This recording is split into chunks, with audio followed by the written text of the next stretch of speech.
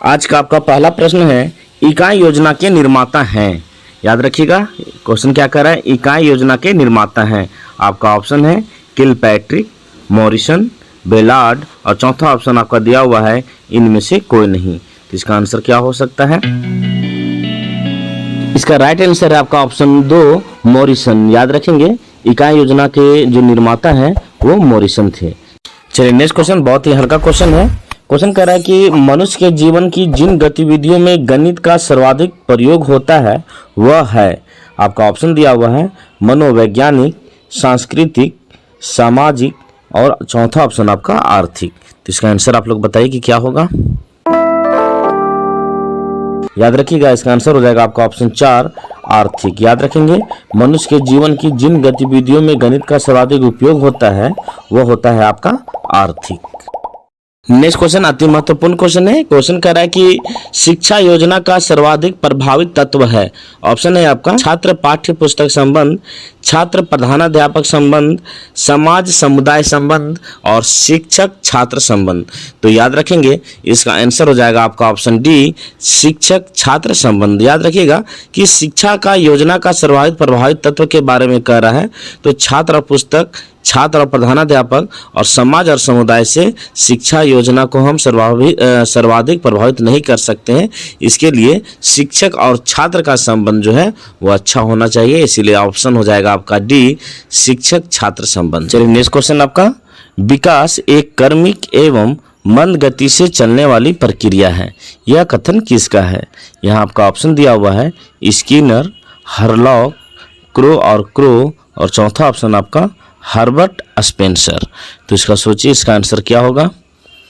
मैं हर एक वीडियो में बताते आया हूं कि इस तरह का जो क्वेश्चन है अति महत्वपूर्ण क्वेश्चन है, इसीलिए इस तरह के क्वेश्चन को जरूर याद कर लेंगे। तो इसका राइट आंसर आपका ऑप्शन ए स्किनर। याद रखिएगा, विकास एक क्रमिक एवं मंद गति से चलने वाली प्रक्रिया है, यह शब्द किसका है?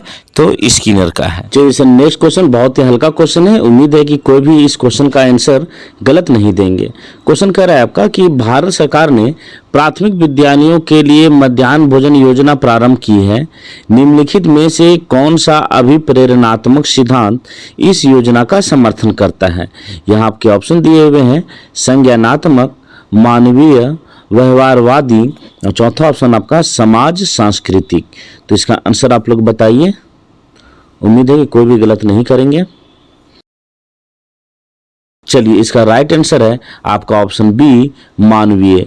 याद रखिएगा, भारत सरकार द्वारा जो मध्याह्न भोजन का योजना जो है यह आपका मानवीय है। ये बहुत पहले एक रिसर्च हुआ था जिसमें विद्यालय में ठहराव को लेकर के बात हो रही थी कि किस कारण से बच्चे जो हैं उनका विद्यालय में ठहराव नहीं हो पा रहा है, नामांकन जो है वो ज़्यादा नहीं हो पा रहा है। तो उसी में एक बात आई थी कि बच्चे जो गरीब हैं वो भोजन के लिए उनके माता पिता जो हैं अपने साथ काम में ले जाते हैं। तो उसी में सरकार ने डिसीजन किया था कि चलो मैं उसे खाना दे देता हूँ, मैं उसे किताब दे देता हूँ और मैं उसे छात्रवृत्ति भी दे देता हूँ, ताकि बच्चे का जो पढ़ाई है वो बाधित ना हो और ज़्यादा ज़्यादा बच्चे जो है नामांकित हो और बच्चे का विद्यालय में ठहराव हो सके। इसके लिए मध्याह्न भोजन योजना का शुरुआत किया गया था। तो ये आपका मानवीय इसका आंसर हो जाएगा। चलिए नेक्स्ट क्वेश्चन की ओर बढ़ते हैं। प्रकृतिवाद के अनुसार शिक्षा का केंद्र होना चाहिए। यहाँ आपका ऑप्शन दिया हुआ है अध्यापक, बालक, पाठ्यक्रम और चौथा ऑप्शन आपका उपर्युक्त में से कोई नहीं। तो इसका आंसर आप लोग सोचिए कि क्या होगा। चलिए, इसका राइट आंसर आपका ऑप्शन बी बालक। याद रखिएगा, प्रकृतिवाद के अनुसार शिक्षा का केंद्र बालक होना चाहिए। ऐसे भी कहा जाता है जो छात्र केंद्रित शिक्षा जो होती है उसे सबसे ज़्यादा उपयुक्त माना गया है। तो छात्र केंद्रित शिक्षा की बात हो रही है तो हम छात्र को ही टारगेट करके रखेंगे, छात्र को ही हम केंद्र मान करके रखेंगे। इसीलिए इसका आंसर जो है वो आपका ऑप्शन बी बालक है। चलिए नेक्स्ट क्वेश्चन है, कम गति से सीखने वाले बच्चों की मुख्य विशेषता होती है। यहाँ आपका ऑप्शन दिया हुआ है उनमें किसी न किसी प्रकार की अक्षमता होती है जो उनके ज्ञानार्जन व शैक्षिक उपलब्धि को प्रभावित करती है। दूसरा ऑप्शन है आपका उनमें कक्षा में समायोजन में कोई कठिनाई उत्पन्न नहीं होती है। तीसरा है उन्हें केवल गणित में कठिनाई उत्पन्न होती है, और चौथा ऑप्शन आपका दिया हुआ है उपरोक्त में से कोई नहीं। तो इसका आंसर को आप लोग सोचिए कि क्या हो सकता है। चलिए, इसका राइट आंसर हो जाएगा आपका ऑप्शन ए, उनमें किसी न किसी प्रकार की अक्षमता होती है जो उनके ज्ञानार्जन व शैक्षिक उपलब्धि को प्रभावित करती है। याद रखेंगे कि कम गति से सीखने वाले बच्चों में मुख्यतः किसी न किसी प्रकार की अधिगम संबंधी अक्षमता होती है जो ज्ञानार्जन व शैक्षिक उपलब्धि को प्रभावित करती है। ऐसे बच्चों में सीखने, सुनने, बोलने, लिखने, तर्क शक्ति या गणितीय कौशल आदि से संबंधित समस्याओं का होना उनकी प्रमुख विशेषता मानी गई है। इसलिए इसका आंसर जो है ऑप्शन ए के साथ हम चलेंगे। चलिए, नेक्स्ट क्वेश्चन है, विकास शुरू होता है उत्तर बाल्यावस्था से, प्रसव पूर्व अवस्था से, शैशवावस्था से, और चौथा ऑप्शन आपका पूर्व बाल्यावस्था से। तो इसका आंसर आप लोग सोचिए और इसे ध्यान से थोड़ा समझ भी लीजिएगा। चलिए, याद रखिएगा इसका आंसर हो जाएगा आपका ऑप्शन बी, प्रसव पूर्व अवस्था से। याद रखेंगे कि विकास जो है प्रसव पूर्व अवस्था से ही शुरू हो जाता है, लेकिन एक शिक्षाविद थे जिनका नाम था रास, तो रास महोदय के अनुसार बालक के विकास की 4 अवस्थाएं होती है।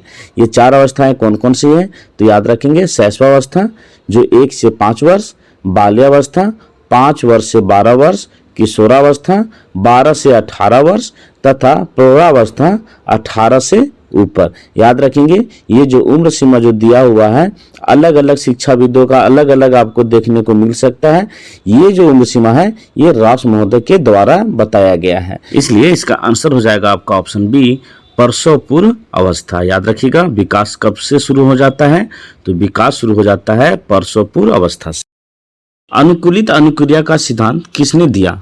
ऑप्शन है पावलोव, गांधी जी, फ्राइड, और चौथा ऑप्शन आपका यूंग। चलिए, इसका राइट आंसर है आपका ऑप्शन ए, पावलोव। याद रखिएगा अनुकूलित अनुक्रिया का सिद्धांत पावलोव ने दिया था। और मैं हमेशा बोलता हूं कि इस प्रकार के जो क्वेश्चन हैं अति महत्वपूर्ण क्वेश्चन होते हैं, इसलिए इस क्वेश्चन को याद कर लीजिएगा। चलिए नेक्स्ट क्वेश्चन की ओर बढ़ते हैं। चलिए नेक्स्ट क्वेश्चन है, पठन की प्रक्रिया में उचित आरोह अवरोह का समावेश न होने का प्रमुख कारण है। यह क्वेश्चन काफी महत्वपूर्ण है, इसे आप भी कर लीजिएगा। ऑप्शन आपका दिया हुआ है शीघ्रता से पठन, भाव को समझकर ना पढ़ना, अधिक तेज आवाज में पढ़ना, और चौथा ऑप्शन आपका उपरोक्त सभी।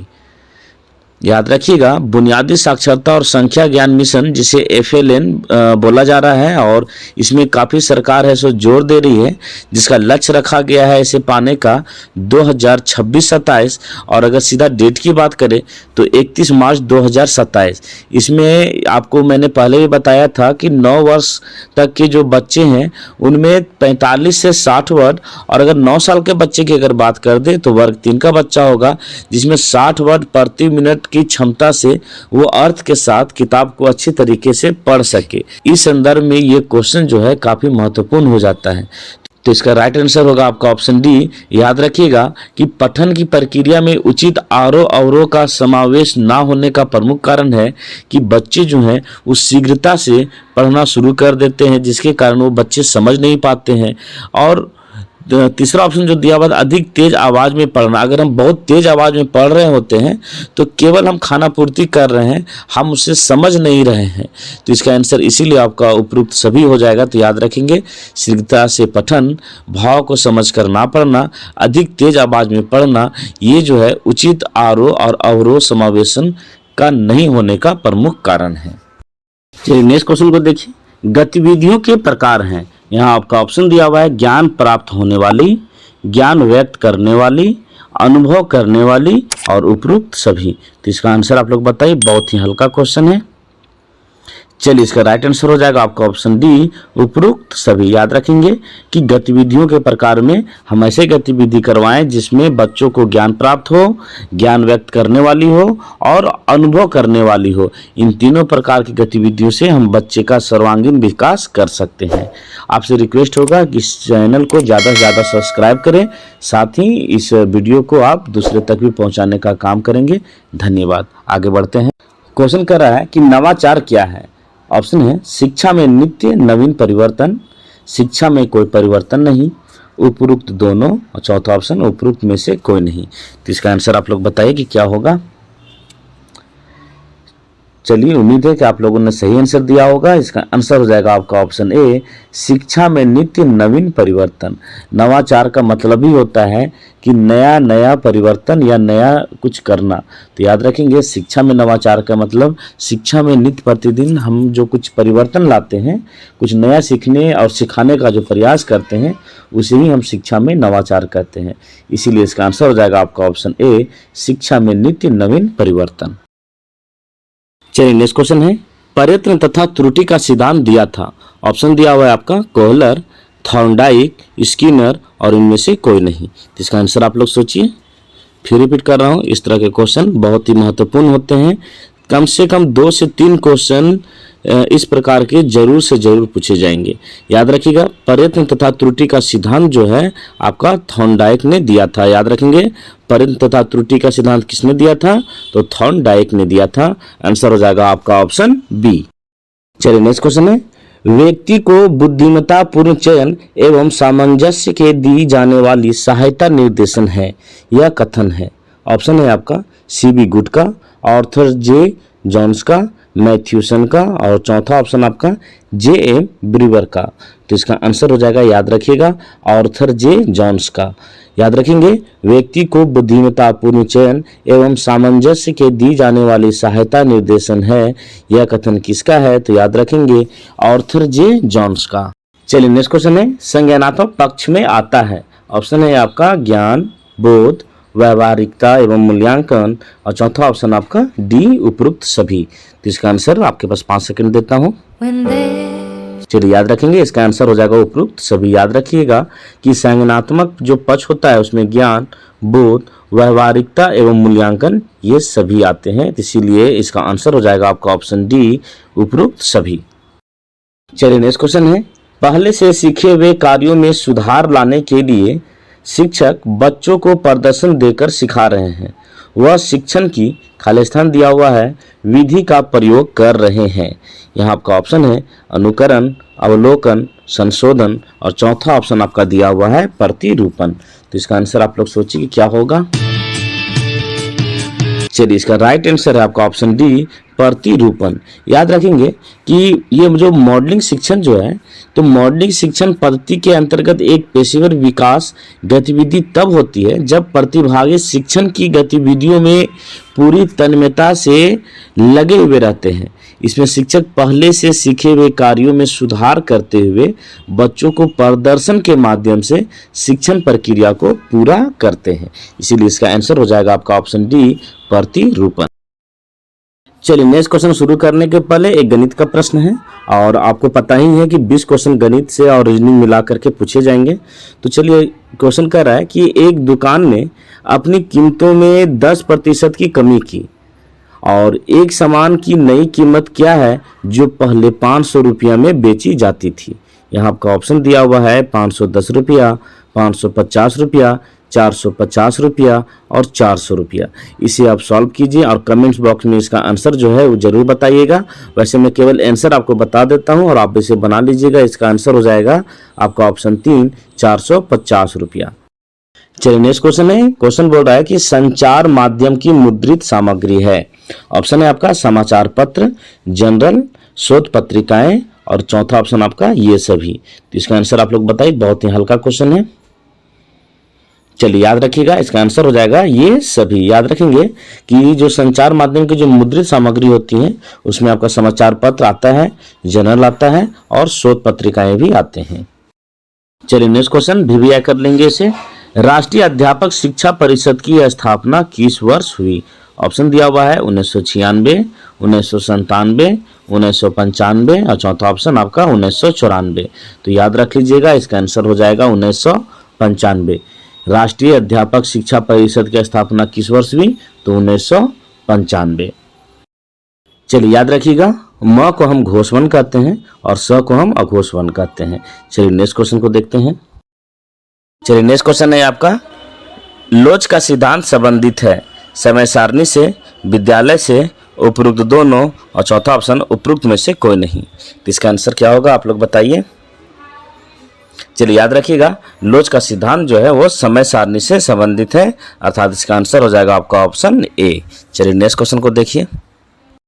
चलिए उसके पहले बुद्धि लब्धि का जो चार्ट है इसे आप याद कर लीजिएगा। मैंने पिछले एक वीडियो में भी ये चार्ट के बारे में जिक्र किया था।